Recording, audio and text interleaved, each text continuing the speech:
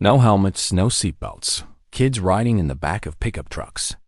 In the 1970s, life in America felt wide open, and no one thought twice about it. But today, almost every one of those ordinary moments would break the law. Back then, freedom wasn't something people argued about. It was simply the air they breathed. The decade carried a looseness that shaped daily life in ways that are almost hard to imagine now. Parents waved their children out the door in the morning with nothing more than a reminder to be home by dinner. There were no phones tracking every step, no apps checking locations, no constant worries about whether kids were safe. A bicycle, a ball, and the neighborhood itself became the only tools a child needed for adventure. From empty lots that turned into baseball fields to creeks that became entire kingdoms, the day belonged to them, unsupervised and unregulated. That same trust extended beyond childhood. Neighbors knew each other not through social media, but through unlocked doors and open porches. A knock wasn't always required. Sometimes you just walked in. At the grocery store or the corner shop, people bought what they needed even if payday hadn't come yet. Running a tab was common because shopkeepers trusted that the balance would be settled. It was a time when your reputation was your collateral, and that unspoken bond gave towns their strength. The roads reflected this relaxed spirit too. Families piled into station wagons with kids stretched across the back seat, sometimes even asleep on the floorboards. Seatbelts were there, but rarely used. Pickup trucks doubled as family carriers, the bed filled with children laughing as they bounced along back roads. Radios blared, windows rolled down, and the air carried a sense of adventure. No one thought twice about the risks. They thought instead about the freedom of the ride. Smoking was woven into nearly every setting. It drifted through cars, homes, restaurants, and even schools. A teacher might light up in the lounge during a break. A doctor might step outside the hospital for a cigarette. Restaurants had ashtrays on every table, and most people didn't think of it as dangerous, but simply part of everyday life. While the risks were starting to be discussed, the laws and restrictions hadn't yet arrived. The choice belonged to the individual, and that choice was rarely questioned. Life in the 1970s wasn't lawless, but the laws felt far away. What guided people more was trust in neighbors, in families, and the idea that everyone would somehow be all right. People accepted risk as the price of freedom. It made life feel simpler, less weighed down, and often more connected. What today might seem careless was, for many, simply ordinary. But as the decades rolled on, safety and order began to outweigh freedom. Sliding across the vinyl back seat while Dad turned a corner that was childhood in the 1970s. No car seats, no seatbelts, just freedom. Every trip in the family car felt like an adventure, and part of the fun was bouncing around from one side to the other as the road twisted. The hum of the tires, the smell of the warm upholstery, the way the wind rushed through the open windows. These details built memories that today's children will never quite understand. At the time, nobody thought twice about safety the way we do now. Parents held babies in their laps as they drove across town. Older kids stretched out across the back seat for naps on long drives, or sat on the armrest between the driver and passenger like it was their personal throne. In pickup trucks, it wasn't unusual to see half a dozen children in the open bed, laughing as the wind whipped past them. To modern eyes, it looked shocking, but back then, it was simply normal. Car seats did exist, but they weren't designed for safety the way we know them today. They were more like miniature chairs that gave toddlers a higher view out the window. There were no 5-point harnesses, no laws requiring their use, and no constant reminders from the government about buckling up. Seatbelts themselves were standard equipment by the late 60s, but most people ignored them. Many cars even had the buckles tucked so far down in the seats that they were more nuisance than necessity. It wasn't until the mid-1980s that seatbelt laws became mandatory across the nation. And even then, Plenty of people resisted the change. Part of the reason for this attitude was perception. Families didn't see cars as dangerous spaces. They saw them as living rooms on wheels, places where children could play games, share snacks, and fight over who got the good side of the car. Road trips meant siblings leaning on each other as they dozed, or lying flat in the back of a station wagon to count the stars through the rear window. These weren't accidents waiting to happen in the minds of parents. They were just the fabric of everyday life. The car itself carried trust. Trust in the driver, trust in luck, trust that nothing bad would happen. It was an era before daily news pushed constant reminders of accidents and danger. Most people lived with a sense that they were in control, and if trouble came, they would handle it. That sense of casual confidence shaped the culture in a way that feels almost impossible now, when alarms, beeping reminders, and strict regulations rule every trip. Looking back, the shift from trust to compliance tells a bigger story. Where once freedom was measured in how far you could sprawl in the back seat, today, it's measured by how secure the buckle clicks into place. One generation saw it as harmless fun, while the next saw it as unacceptable risk. The car became less a symbol of freedom and more a place of rules.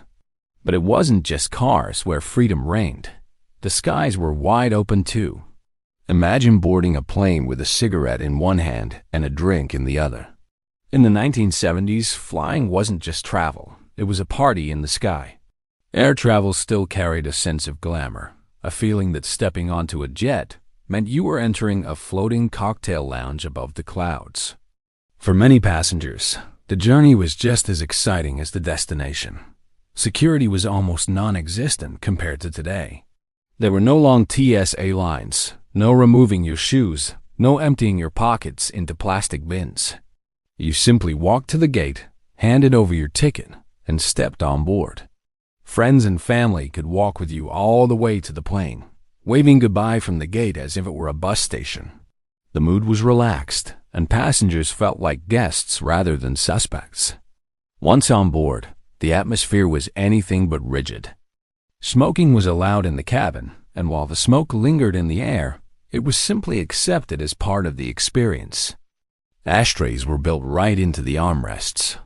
Flight attendants moved up and down the aisles offering drinks, and in many cases, alcohol flowed freely. A complimentary cocktail wasn't an upgrade, it was expected. Some airlines prided themselves on unlimited refills, turning the cabin into a midder happy hour. Food was another highlight. Even economy passengers could expect hot meals served on real trays with metal utensils. Portions were generous, and airlines competed to outdo one another in service and presentation. The idea wasn't just to move people from one city to another. It was to create a sense of luxury, even if the flight lasted only a couple of hours. Flying was also marketed as fashionable. Commercials showed attractive couples, well-dressed families, and stylish business travelers gliding through the airport. Airlines leaned into the image of adventure and leisure, selling not just a ticket, but a lifestyle. For many, dressing up to fly was part of the ritual: suits, dresses, polished shoes. Travel wasn't casual. It was an event. And beyond all the food, drink, and style, there was a sense of freedom that travelers today rarely feel.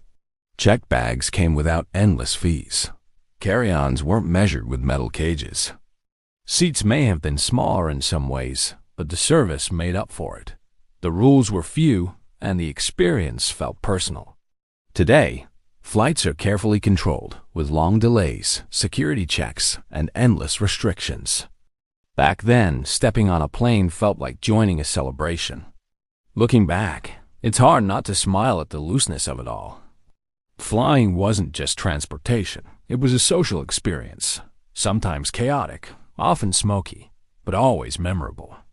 And if you thought the skies were loose, life on the ground was even wilder. Drinking a beer while driving wasn't always illegal. In fact, in the 1970s, it was normal in many states. The open road carried its own set of freedoms, and many of them would shock drivers today. Back then, Cruising with a can in hand wasn't a scandal. It was a casual part of American car culture. The highway wasn't just a means of getting somewhere. It was a stage for independence, rebellion, and the easygoing spirit of the time. Open container laws simply didn't exist in much of the country. A driver could sip a beer while steering down the interstate, and passengers were often free to drink as much as they pleased. It wasn't viewed as reckless so much as routine. Roadside convenience stores sold six-packs that often got opened before the car even left the parking lot. To today's eyes, it seems outrageous, but at the time, it was everyday life. Even the rules around drunk driving were dramatically different. Police cracked down only in the most extreme cases, and penalties were light compared to the consequences that came later. The idea of breathalyzers at every checkpoint or zero-tolerance campaigns hadn't yet arrived. Instead, there was an understanding, sometimes unspoken, sometimes outright, that a driver could get away with a lot more. If they were pulled over, a warning or a ride home was often the outcome. Part of the reason this lasted so long was the uneven nature of state laws. Regulations varied from place to place, creating a patchwork system where what was allowed in one county could be illegal in the next. Drivers didn't always know or care which rules applied where. On the road, the culture of acceptance overrode the small print of the law. The vibe of the open road itself encouraged it. Long drives meant blasting the radio, chatting on CB radios, and pulling into roadside diners or gas stations with friends in tow. Songs about freedom and fast cars filled the airwaves, and the car became more than transportation. It was part of the American identity. Drinking, smoking, laughing, and singing along with the radio felt inseparable from that identity. The risks were real, but they were drowned out by the music, the conversation, and the steady hum of tires on asphalt. By the late 1970s and into the 1980s, attitudes began to shift. Campaigns about drunk driving grew louder, and tragedies began to change public opinion. Groups like Mothers Against Drunk Driving pushed for tougher laws, and by the end of the decade, DUI penalties had teeth. Open containers in cars were banned across most states, and the days of a casual beer behind the wheel faded into history. What once seemed like harmless freedom turned into a sobering lesson in safety. But freedom on the road was just the beginning. Schools looked just as different. Teachers smoking in the lounge, principals with paddles. The 1970s classroom would shock students today. Schools were places of learning, yes, but they were also reflections of a culture where rules were looser, expectations were different, and the line between discipline and freedom was far from what we know now. It wasn't too unusual to walk past the teacher's lounge and see a haze of cigarette smoke pouring out when the door opened. Teachers gathered inside, sipping coffee and puffing away between lessons. Some students, especially in high school, even smoked on campus in designated areas. The idea that cigarettes might one day be banned from school grounds would have seemed laughable. It was just part of the environment. Discipline, on the other hand, could be swift and physical. Corporal punishment was not only legal, but widely accepted. A wooden paddle hanging in the principal's office was a clear reminder of how rules were enforced. Teachers were granted authority that carried both respect and fear, and many parents supported it. Today, such practices would spark outrage, lawsuits, and headlines. Back then, it was simply considered part of keeping order. The rules that did exist often left wide gaps. Bullying, for instance, was largely seen as a normal part of growing up. There were no anti-bullying campaigns, no school-wide seminars, no strict codes of conduct.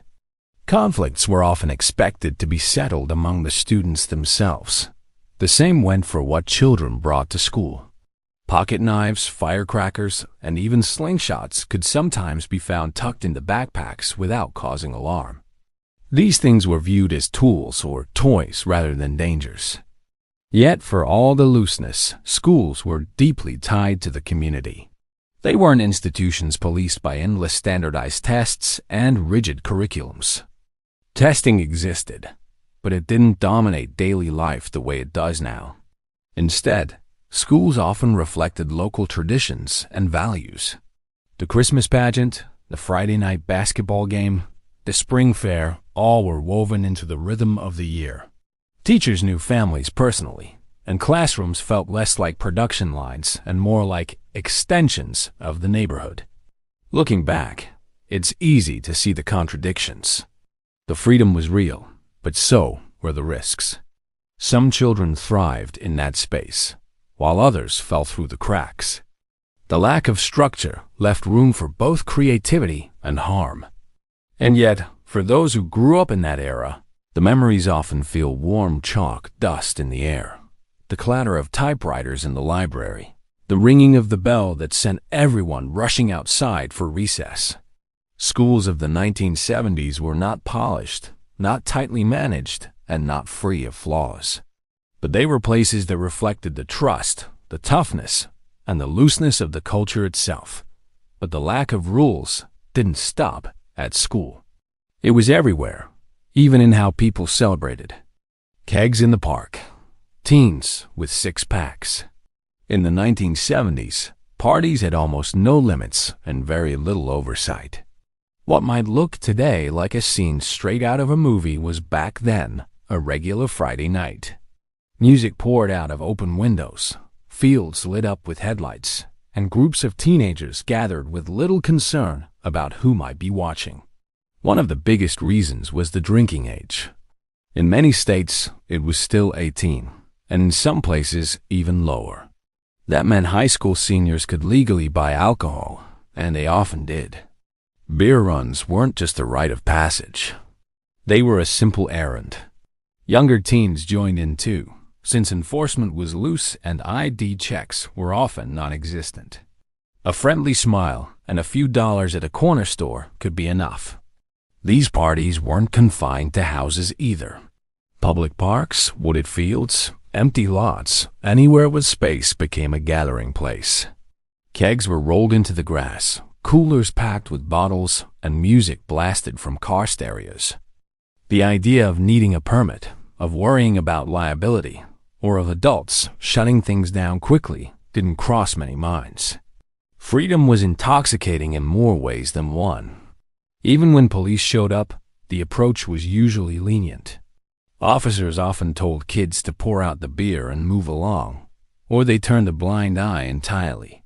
It was a time when community policing leaned more on trust than tickets. Parents worried, but many accepted it as part of growing up. The dangers existed, of course, but the culture placed freedom first. This looseness extended into college campuses, too. Dorm parties spilled into hallways, fraternity events stretched across weekends, and alcohol flowed without the strict oversight seen today.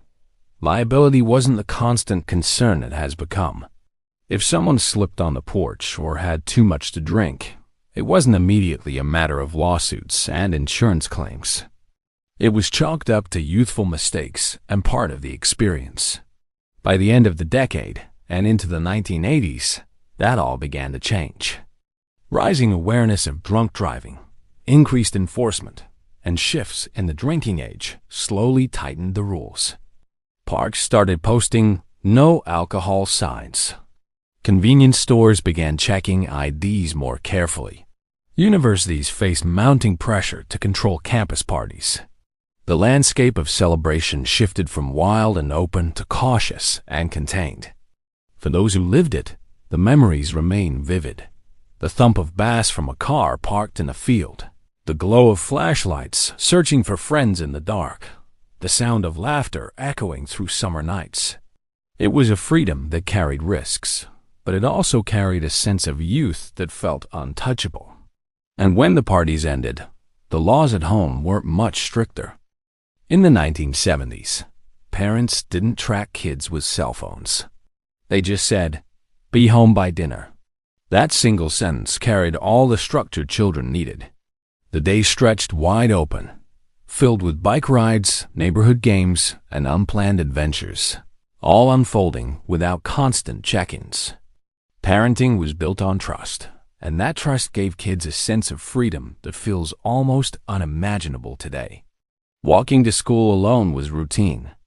Elementary-aged children strolled down sidewalks with backpacks bouncing on their shoulders, sometimes holding the hand of a younger sibling, sometimes with no one at all. Crossing guards might be posted at busy intersections, but for the most part, kids learned early how to navigate their routes. The idea of a parent escorting them every step of the way was rare, and schoolyards filled up quickly each morning with children who had made the trip on their own. The lack of strict car safety rules added to this atmosphere of independence. With no requirements for child seats and little use of seatbelts, kids piled into cars however they could fit. Brothers and sisters shared the back seat, or even the floor, without adults thinking twice about it. Toddlers sat in laps. Babies were carried without restraints, and families simply trusted the ride to be safe enough. Many children became what were later called latchkey kids. After school, they returned to empty houses, letting themselves in with a key tied around their necks or tucked in a pocket. They made their own snacks, watched television, or played outside until their parents came home from work.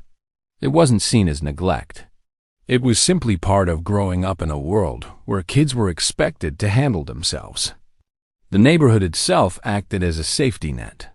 Parents knew that if their child needed help, a neighbor's door was always open. Adults looked out for kids who weren't their own, stepping in when necessary, but mostly giving them space to explore. It created a web of quiet supervision, a kind of collective trust that held communities together. What stands out most in memory is the absence of fear.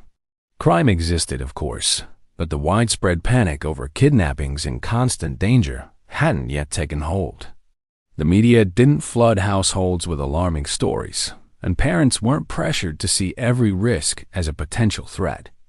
Instead, childhood was expected to come with bumps, bruises, and lessons learned the hard way. Looking back, freedom carried risks, but it also fostered resilience. Kids learned how to solve problems on their own, how to navigate streets, how to spend hours without adult direction. Parents, in turn, trusted both their children and the world around them a little more. It wasn't perfect, but it was a balance of freedom and responsibility that shaped an entire generation. But as America grew more cautious, even businesses and daily life started changing. From smoking in restaurants to letting your dog roam the neighborhood, everyday habits of the 1970s slowly disappeared under new rules. What once felt ordinary and unremarkable is now remembered as almost shocking. It's not that people then were careless. It was that freedom was built into the culture, and regulation hadn't yet caught up to daily life. Smoking was one of the clearest examples. In the 70s, lighting up a cigarette in a restaurant wasn't just allowed, it was expected. Ashtrays sat on every table, and smoke drifted through the air in buses, offices, and even hospitals. Non-smokers learned to live with the haze. It wasn't until the late 80s and 90s that the ban swept across the country, pushing cigarettes outside and eventually into smaller and smaller corners of public life. Neighborhoods felt looser too.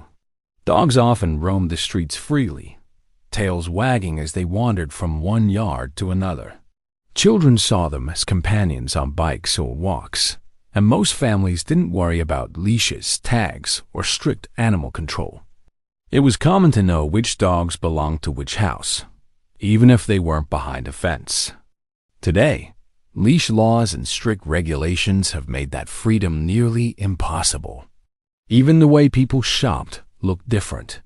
In many stores, especially in small towns, clerks rarely checked identification. Teenagers could walk out with cigarettes, beer, or lottery tickets without much resistance. Trust played a bigger role than enforcement. Now, carding at the counter is automatic, and failing to do it can cost a store heavy fines.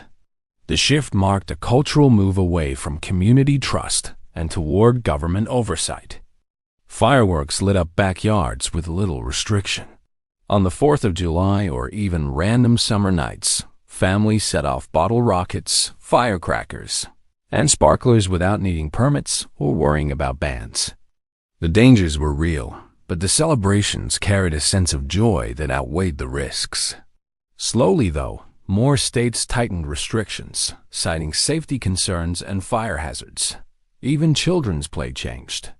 Helmets were rare on bicycles, skateboards, or roller skates. Kids built ramps in driveways, raced down hills, and crashed into bush, scraping knees and elbows without much thought. Parents saw it as part of childhood.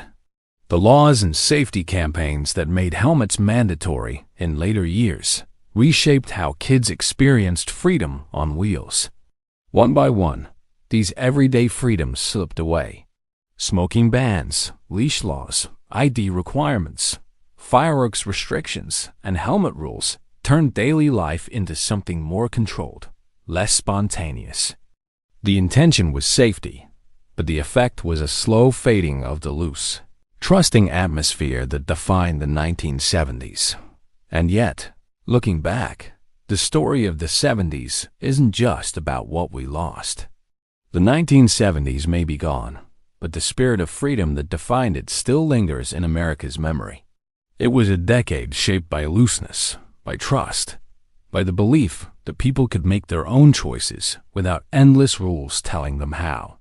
Today, those choices would raise eyebrows, earn fines, or spark outrage. Yet for those who lived it, freedom wasn't reckless. It was simply life. Looking back, the balance between risk and joy is what stands out most. Riding in the back of a truck, lighting sparklers in the yard, running through neighborhoods without a parent in sight, each of these moments carried risk. But alongside that risk came trust. Trust in neighbors, trust in families, trust in the idea that most people would be okay. That trust created space for joy, for connection, for the kind of memories that decades later still make people smile. Over time, cultural values shifted. Safety replaced spontaneity. Protection took priority over freedom. Rules grew layer upon layer until daily life became tightly structured. Seatbelt laws, helmet requirements, smoking bans, ID checks, leash rules, all of them designed to make life safer, and in many ways, they succeeded. Accidents declined, protections increased, and accountability grew stronger. Yet with every new safeguard, a little of the looseness disappeared. The nostalgia people feel for the 70s is rarely about the style or the technology. It's about the sense of connection and trust that came with fewer rules. Neighbors know each other, children roaming freely, families living with fewer interruptions. Life may not have been perfect, far from it, but it carried a raw simplicity that is harder to find today. The freedom of the 70s wasn't only about laws or lack of them. It was about the way communities functioned, how people leaned on each other instead of institutions to guide daily life. Rules shape identity, and in tightening them, America reshaped its culture. We became more cautious, more regulated, more predictable. The freedom of the past gave way to the security of the present, and the debate over which is better still lingers. Was it safer then, or freer? Was it careless, or was it a version of life that taught resilience? The answers depend on memory, on perspective, and on what people value most in a society.